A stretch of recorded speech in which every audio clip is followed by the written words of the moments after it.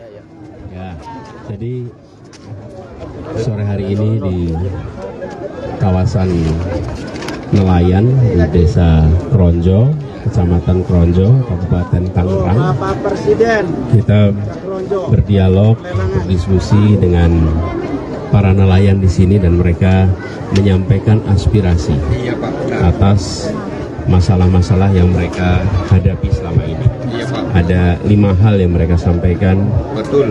Satu, soal pembuatan pelabuhan di Kecamatan Kronjo. Kemudian mereka menginginkan ada kemudahan di dalam pembuatan dokumen kapal nelayan.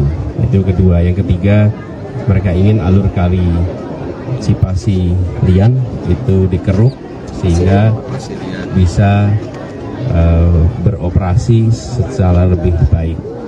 Lalu mereka menginginkan fasilitas sarana prasarana untuk dilengkapi. Dan yang kelima, yang mereka sampaikan adanya pematokan oleh oknum pengembang yang membuat kegiatan reklamasi di sini berjalan dan itu mengganggu para nelayan.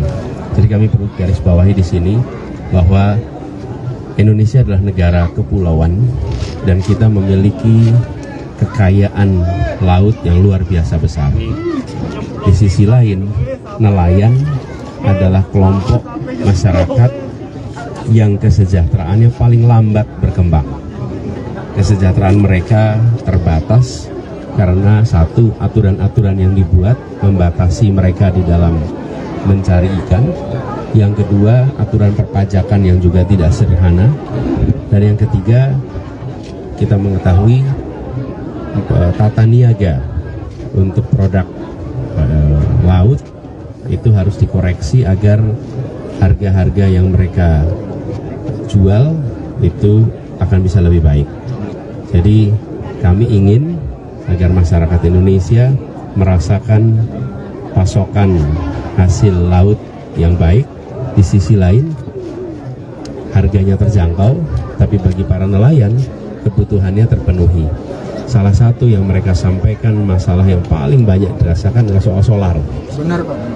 Solar subsidi yang ketersediaannya sering tidak sesuai dengan kebutuhan. Saat mereka perlu untuk melaut, justru solarnya tidak tersedia. Ini adalah hal-hal yang kami ingin lakukan perubahan. Mengapa kita bicara perubahan di sini? Karena kekayaan laut kita, ikan-ikan kita adalah pasokan gizi yang amat baik bagi rakyat. Kalau tata niaganya tidak diperbaiki, kalau usaha para petaninya para nelayannya tidak perbaiki, maka kita akan sulit untuk mengoptimalkan. Jadi saya beruntung sekali bisa berdialog dan mendengar langsung. Insya Allah nanti buat nelayan itu kami perjuangkan semua. Ya. Pak Rifai mungkin bisa menyampaikan sesuatu yang bisa didengar oleh semua masyarakat. Silakan Rifai. Assalamualaikum warahmatullahi wabarakatuh. Waalaikumsalam warahmatullahi wabarakatuh. Kami hanya menyampaikan terkait permasalahan yang ada di Kecamatan Kronjo untuk bisa dibenahi dan bisa ditanggulangi oleh Pak Anies Baswedan. Seterusnya, saya memohon kepada pemerintah pusat agar terkait aturan-aturan tentang perikanan tolong dikaji ulang lagi karena memberatkan seluruh nelayan di Nusantara ini. Kami berharap kesejahteraan negara Republik Indonesia sepenuhnya dari nelayan. 60% wilayah kedaulatan negara Indonesia semuanya laut. Jadi saya mohon kepada Bapak Anies Baswedan, kalau terpilih, seandainya terpilih menjadi presiden 2024, mudah-mudahan saya mohon sejahterakan nelayan. Sekian, terima kasih. Ada tambahan, salah satu yang dikeluhkan adalah peraturan yang membatasi mereka hanya bisa melaut sampai dengan 12 mil. Iya, Pak. Itu membatasi mereka. Dulunya mereka boleh dan sekarang dibatasi. Yang kedua adalah beban pajak yang dikenakan di awal sebelum berangkat dan di akhir, yang merepotkan karena ketika di awal harus bayar pajak, belum tentu penghasil yang didapat ikannya sesuai dengan harapan, akhirnya mereka terkena beban 2 kali. Dan yang tidak kalah penting sebenarnya adalah para nelayan tambak, ini budidaya ikan. Yang kita ingin perbaiki adalah sistem irigasinya, supaya irigasi untuk tambak-tambak itu bisa lebih baik. Agenda itu insya Allah kami akan koreksi. Kita ingin agar nelayan kita yang kecil jadi besar. Jangan nelayan besar saja yang boleh besar. Yang nelayan besar tidak usah dikecilkan, tapi nelayan yang kecil harus dimudahkan kebijakannya supaya jadi besar. Jadi prinsipnya begitu. Terima kasih teman-teman semua. Kalau ada pertanyaan, Pak Rifai, kan dari aspirasi Pak Rifai kan ada 5 yang disampaikan. Kenapa 5-5-nya disampaikan kepada Pak Anies, sementara kan ada capres yang lainnya? Dan untuk Pak Anies kan ada salah satu aspirasi itu terkait dengan pembuatan pelabuhan. Nanti wujud konkretnya pelabuhan ini akan seperti apa? Mungkin konsepnya bisa dibayangkan atau bagaimana? Jadi satu, kenapa ke Anies? Ya, gitu. Kenapa atau Bapak? Assalamualaikum warahmatullahi wabarakatuh.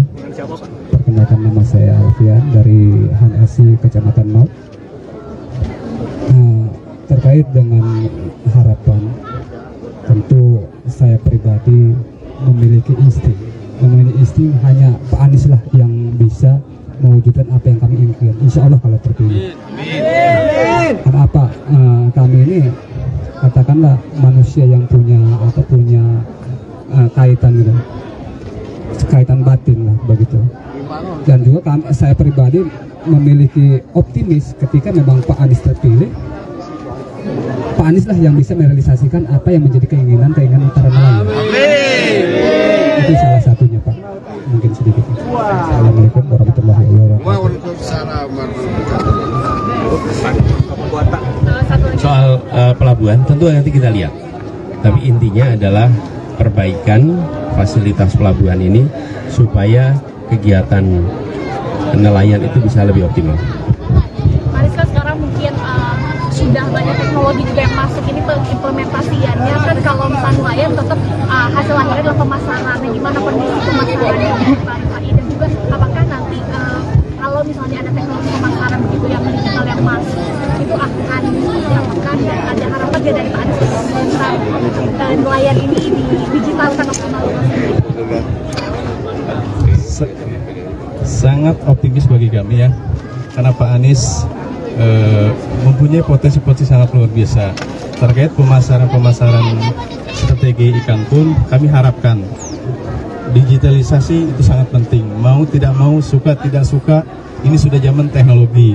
Dan saya berharap kepada Pak Anies untuk jika terpilih di 2024, saya mengharapkan lebih gencarkannya SDM untuk nelayan, sekolah-sekolah nelayan, sekolah-sekolah untuk para anak-anak nelayan. Kami tidak ingin nelayan itu terbelakang. Kami ingin nelayan kita itu seperti negara yang lain. Kami bisa, kami siap. Siap. Pak, izin Pak, Iqbal dari mediawanten.com Pak. Soal ini Pak, patok di laut, apakah ini juga berhubungan dengan reklamasi yang pernah Bapak batalkan dulu di DKI gitu ya?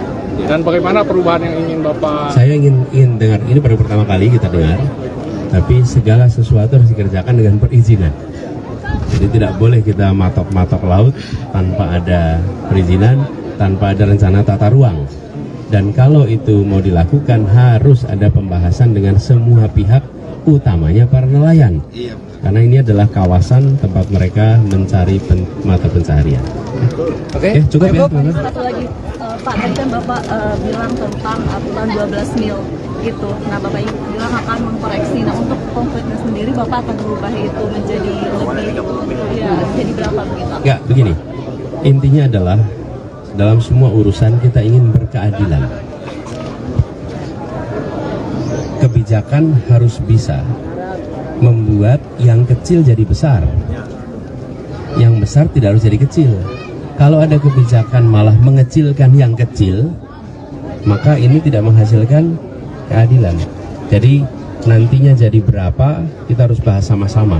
Tapi prinsipnya jangan sampai dulunya 30 mil, ini adalah nelayan yang berangkatnya semalam, besoknya pulang, akhirnya mereka terbatasi apa supaya mereka bisa dapat, pendapatannya berkurang tanpa mereka tahu alasannya apa.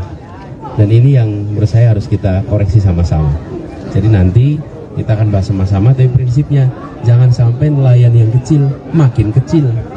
Sudah solarnya susah, wilayah melautnya dikecilkan, kemudian pajaknya didua kalikan. Mau berangkat kena pajak, pulang kena pajak. Kapan mereka bisa berkembang? Kapan mereka bisa makmur? Benar, Pak. Dan ini tidak kelihatan di dalam percakapan publik. Karena nelayan tidak punya Twitter, mereka tidak pasang Instagram, betul nggak? Dan secara umum tidak banyak mendapat perhatian. Tapi justru kita merasa perlu untuk datang ke sini, mendengar langsung, dan menyampaikan pesan ini kepada semua rakyat Indonesia.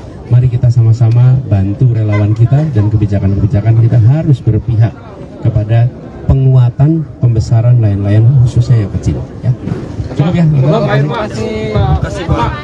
Masih Penghapusan Anies. debat cawapres bagaimana Pak tanggapannya? Sudah tadi pagi ya.